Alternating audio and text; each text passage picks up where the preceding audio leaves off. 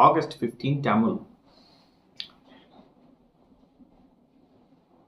அருமையானவர்களே, உங்கள் யாவருக்கும் என்னுடைய சுதந்திர தின நல்வாழ்த்துக்கள். நாம் இந்தியர்களாக இருக்கிறோம். கர்த்தர் நம்ம இந்திய தேசத்தில் வைத்திருக்கிறார். ஒருவேளை நீங்க இந்தியர்கள் அல்லாதவர்களாய் கேட்டுக்கொண்டிருப்பீர்கள் என்று சொன்னால் நான் சொல்லுகிறேன், கர்த்தர் உங்களையும் ஆசீர்வதிப்பார். இந்தியாவிற்காக ஜெபித்துக் கொள்ளுங்கள். 3 வசனங்களை நான் படிக்கிறேன். நீதிமொழிகள் 11 10ஆம் வசனம் 11ஆம் வசனத்தின் முதலாவது படிக்கிறேன். நீதிமான் நன்றாயிருந்தால் பட்டணம் களி கூறும், செம்மையானவர்களுடைய ஆசீர்வாதத்தினால் பட்டணம் நிலை பெற்றோங்கும்.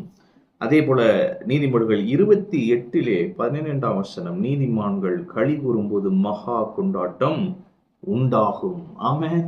அப்ப இந்திய தேசத்திலே தேவன் நம்மை வைத்திருக்கிறார். எப்படியாக வைத்திருக்கிறார்? நீதிமான்களாக வைத்திருக்கிறார். ஒருவேளை நீங்க வேற தேசத்தவர்களாய் இதை கேட்டுக்கொண்டிருப்பீர்கள் என்று சொன்னால் நான் சொல்லுகிறேன், தேவன் உங்களை அந்த தேசத்திலே வைத்திருக்கிறார், நீதிமான்களாக வைத்திருக்கிறார். அப்ப கிறிஸ்துவுக்குள்ளே நாம் கிறிஸ்துவின் இரத்தத்தினாலே நீதிமான்களாக்கப்பட்டிருக்கிறோம். நம்முடைய கிரியைகளினாலே அல்ல, நம்முடைய பரிசுத்த வாழ்க்கையினாலே அல்ல, அவர் சிலுவையிலே செய்த காரியத்தின் நிமித்தம் நாம் நீதிமான்களாக இருக்கிறோம். அப்ப வசனம் சொல்லுகிறது, நீதிமான்கள் நன்றா இருந்தால். அப்ப நீங்க நல்லா இருக்கணும்ன்றது ஆண்டவருடைய சித்தம். நீங்க நல்லா இருந்தீங்கன்னா உங்க பட்டணமே நல்லா இருக்கும். ஆமென். அப்ப நீங்க நன்றா இருக்கிறது ஆண்டவருடைய சித்தமா இருக்கிறது. வாழ்க்கையின் எல்லா ரீதியிலும் நீங்க நன்றாக இருக்க வேண்டும், நல்ல ஆரோக்கியத்தோடு இருக்க வேண்டும். ஆமென்.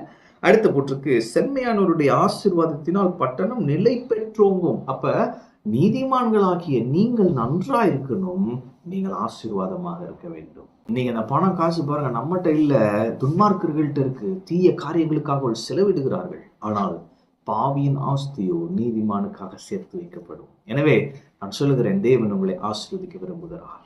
உங்களுடைய ஆசீர்வாதத்தினால் உங்கள் பட்டணம் நிலை பெற்றோம். 3வதாக, நீதிமான்கள் களி கூறும் பொழுது மகா கொண்டாட்டம் உண்டாகும். அப்ப நம்ம நல்லா இருக்கணும், நம்ம ஆசீர்வாதமா இருக்கணும், நம்ம களி கூறணும், கர்த்தருக்குள்ள களி கூறணும். நம்ம களி கூறும் பொழுது பட்டணத்திலே கொண்டாட்டங்கள் உண்டாகும். ஆமென். அருமையானவர்களே, இன்றைக்கு நான் சொல்லுகிறேன், இந்த நாளில் நீங்கள் நீதிமான்களாக இருக்கிறீர்கள் என்பதை புரிந்து கொள்ளுங்கள். உங்கள் வாழ்க்கையின் ஒவ்வொரு காரியங்களும் இந்த பட்டணத்தின் ஆசீர்வாதத்திற்காக, உங்களுடைய பட்டணத்தின் ஆசீர்வாதத்திற்காக அது மிகவும் முக்கியமாக இருக்கிறது. எனவே நான் சொல்லுகிறேன், நீங்க நல்லா இருப்பீங்க, அதே நேரம் நீங்க ஆசீர்வாதமா இருப்பீங்க, நீங்க கர்த்தருக்குள்ள களி கூறுவீங்க. உங்கள் நிமித்தமாய் உங்கள் பட்டணம் ஆசீர்வாதமா இருக்கும். தேவன் உங்களை பட்டணங்களுக்கு ஆசீர்வாதமாக வைப்பார்.